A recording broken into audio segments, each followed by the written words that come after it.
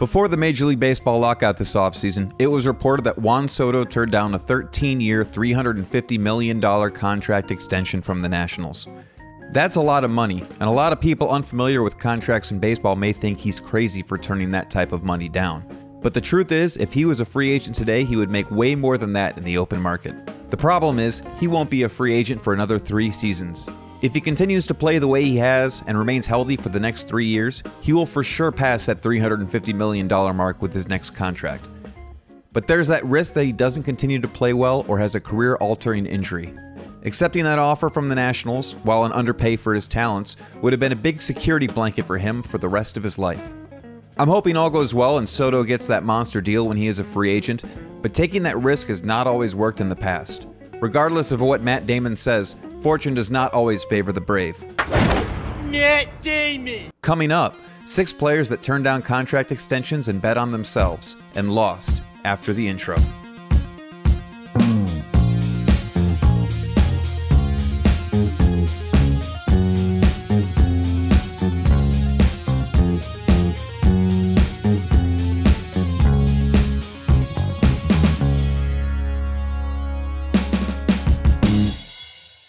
We're going to start smaller with a player many may not be familiar with, Casey McGehee. And yes, that's how it's pronounced. McGehee came out of nowhere in 2009 with the Milwaukee Brewers, hitting 16 home runs and batting .301 in 116 games, and finished 5th in the NL Rookie of the Year voting. He continued this success in 2010, hitting over 100 RBIs, starting every day and batting 5th in the lineup. He was looking like a solid contributor for the Brewers, and going into the 2011 season at the age of 28, the Brewers were looking to secure him with a multi-year contract extension. Unlike the other offers in this list, the details of this contract were never publicly reported. But based on the contract that Corey Hart signed with the Brewers the previous season at the same age and similar production level, my guess would be in the ballpark of 4 years, $20 million. McGehee and the Brewers were unable to reach a multi-year deal, and instead he entered 2011 making league minimum with the hopes of a major pay bump through arbitration in 2012. Unfortunately, his production fell off. Through the first half of 2011, he only managed a .594 OPS and finished the season with a .626 OPS. In 2012, the Brewers traded him to the Pirates, who then traded him to the Yankees, but he failed to play up to the same level as 2009 and 2010 and was eventually sent down to the minors, deciding to play in Japan in 2013. He did have a minor bounce back in 2014 playing every day for the Miami Marlins, but his power was gone, managing only 4 home runs and 691 plate appearances. He eventually retired after the 2016 season. With the estimated offer being 4 years at $20 million, McGehee ended up only making $5.6 million in those same years, leaving $14.4 million on the table. Number 2 is Ian Desmond. This one may seem a little out of place because Desmond still signed a great deal with the Rockies in free agency, but it's on the list because the extension that the Nationals offered was well beyond what you'd expect for a player with his level of production at that point. After 2 very good seasons in 2012 and 2013 where Desmond won Silver Sluggers, the Nationals offered a 7-year, $107 million contract. However, it did include 2 seasons they had already signed him for, so in actuality it amounted to 5 years, $89.5 million. Desmond declined, and it seemed like the right move as he put up another Silver Slugger winning season in 2014. However, 2015, his last year before free agency, Desmond struggled by putting up the lowest offensive stats in his career, with an on-base percentage under .300 and slugging under .400. Then Desmond made another mistake. He rejected the $15.8 million qualifying offer from the Nationals, thinking he could get more through a multi-year contract in free agency, but was only able to secure a 1-year, $8 million contract with the Rangers. One of the most extreme examples of a player not properly evaluating their current worth. He did have a bit of a bounce-back season with the Rangers, although his defensive value took a bit of a hit as he moved from shortstop, where he was considered about average, to outfield, where he was decidedly below average. It was still enough to get him a 5-year, $70 million contract with the Rockies the next season, which would end up being the final contract of his career. While 5 years, $70 million is a good deal, it pales in comparison to what the Nationals initially offered him. He turned down 5 years, $89.5 million, and instead made $68 million in that same time period, a loss of $21.5 million. Number 3, big-time Timmy Jim himself. Big-time Timmy Jim's office here. Who even calls me that? Hi, this is Tim Lincecum. If you leave your name, number, and a short message, I'll be sure to get... Hey, big-time Timmy Jim, what's up? If you're unhappy with your greeting. Tim Lincecum. Coming off his 2011 season, the 28-year-old Lincecum was an absolute star of the game, winning 2 Cy Youngs and finishing top 10 in the voting 2 other times in his first 5 seasons. Lincecum, also known as the Freak for throwing near 100 miles per hour despite his small frame of 5'11", 170 pounds, was about to set arbitration salary records with his last 2 years under control with the Giants. The Giants, looking to secure him for a bit longer than 2 years, reportedly offered a 5-year, $100 million contract extension. Lincecum assumed he would continue his dominance and opted to settle for a 2-year, $40 million contract, buying out the last 2 years of arbitration. Unfortunately, 2011 proved to be his last year considered even decent, as his fastball velocity, something that he relied on heavily for his effectiveness, dropped 4 miles per hour from his prime, and he put up negative 4.5 wins above replacement for the remainder of his career. This would have been a much worse story, as although he performed terribly through the 2-year, $40 million contract, where he had an ERA plus of 73 and led the league in both earned runs and losses, the Giants inexplicably gave him another 2-year, $35 million extension. You may think I'm saying it's inexplicable in hindsight, but no, the day it was signed, Sports Illustrated ran the headline, "Giants gift Tim Lincecum with inexplicable $35 million 2-year extension." Without that extension, Lincecum probably would have finished second highest on this list with losses of over $50 million, but instead he made $77.5 million during his 5 years of below replacement level production. In the end, Lincecum turned down a 5-year, $100 million contract and made $77.5 million instead, a loss of $22.5 million. We jump to Nomar Garciaparra at number 4. Going into 2003, Garciaparra had 2 years left on his contract with the Red Sox. Up to that point in his career, Nomar had looked like a future Hall of Famer, putting up over 6 WAR in each of his first 5 full seasons. The Red Sox reportedly offered him a 4-year, $60 million extension, while Garciaparra was seeking a longer deal at $17 million a season, which would have come close to a 6-year, $102 million extension. Talks fell apart and bitter words flew as Nomar's agent, Aram Tellem, called the offer a slap in the face, citing teammate Manny Ramirez making over $20 million a season. And Red Sox owner John Henry saying Tellem's comments were the height of hypocrisy because we have made credible offers.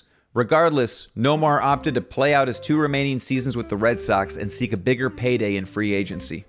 After putting up another 6 WAR season in 2003, the 6th of his career, an Achilles injury prior to 2004 kept him off the field until June, and when he returned, while his hitting was decent, his defense absolutely collapsed as the Achilles injury limited his mobility. At the trade deadline, the Red Sox decided to send him to the Cubs.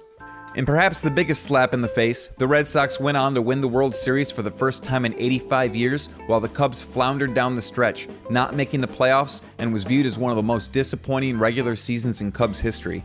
Nomar's injury played a role as he played only 18 of the Cubs' last 30 games and continued to show decreased range on the defensive side of the ball. In 2005, what would have been the first year of the Red Sox extension where he'd make $15 million, he was only able to secure a 1-year deal with the Cubs for $8.25 million, mostly on the hopes that he would rebound from the injury and still get one last multi-year deal.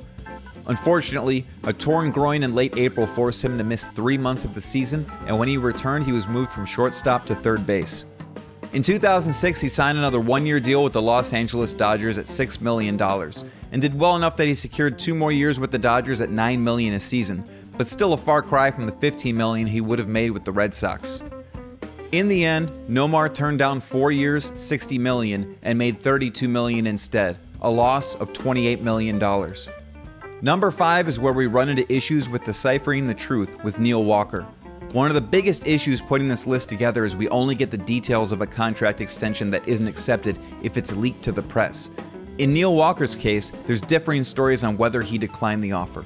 Going into 2017, a 31-year-old Neil Walker, who had been a very consistent above-average second baseman in his career, was reportedly offered a 3-year, $42 million extension with the Mets.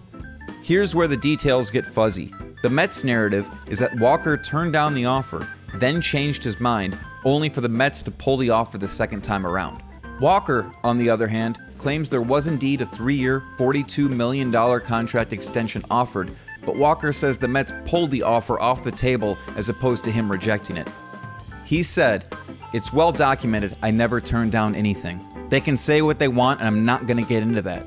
As far as a miscalculation on my part, absolutely not. What was out there, I was willing to take. There's some gray area that I'm not willing to speak on. No stone was left unturned as far as that's concerned. What we do know is at one point there was a 3-year, $42 million contract on the table, and in the end, no extension was agreed to. What happened after that was a far cry from $42 million. While Walker was still decent in 2017, his numbers did dip a little from the previous season. Entering free agency at age 32, with the numbers pointing to a career in decline, he was only able to secure a 1-year prove-it deal with the Yankees at $4 million. Unfortunately, he did not prove it as he put up the worst numbers in his career, finishing below replacement value for the first time since his initial cup of coffee in the league, 17 games at the age of 23. Instead of his value rising, it cut it in half as he signed a 1-year deal at $2 million with the Miami Marlins for 2019. His value continued to dip as he was only able to sign a minor league deal with the Phillies for the 2020 season and announced his retirement at the end of the year. All said, compared to the reported offer of 3 years, $42 million, Walker only made $7 million to close out his career, a loss of $35 million. Finally, the granddaddy of all missed opportunities, Juan Gonzalez. Gonzalez was a star with the Texas Rangers. The 2-time MVP was coming off 4 insanely successful seasons where he averaged 44 home runs and 140 RBIs. In retrospect, with the height of the steroid era going on and the development of advanced statistics over the last 20 years, his perceived value today wouldn't be near what it was at the time when RBIs were viewed as one of the main measuring sticks of talent, averaging just under 4 WAR a year during those years. But nevertheless, after being traded to the Tigers before the last year of his contract at the age of 30, the Tigers were looking to make him a serious splash and offered him the largest contract in baseball history at the time with an 8-year, $140 million offer. Again, in retrospect, this was a foolish offer for a player's aged 31 to 38 seasons, and Gonzalez should have jumped at the opportunity to accept it. Not being a fan of Comerica Park and thinking he could get an equally large offer in free agency after the 2000 season, Gonzalez turned it down. But his production took a hit. Playing only 144 games due to foot pain, Gonzalez hit only 22 home runs, his lowest total in 6 years. Blaming Comerica Park, Gonzalez reportedly said he would never re-sign with the Tigers unless they brought in the fences. The rest of the league didn't buy it, and Gonzalez had to settle for a 1-year, $10 million deal with the Indians prior to 2001.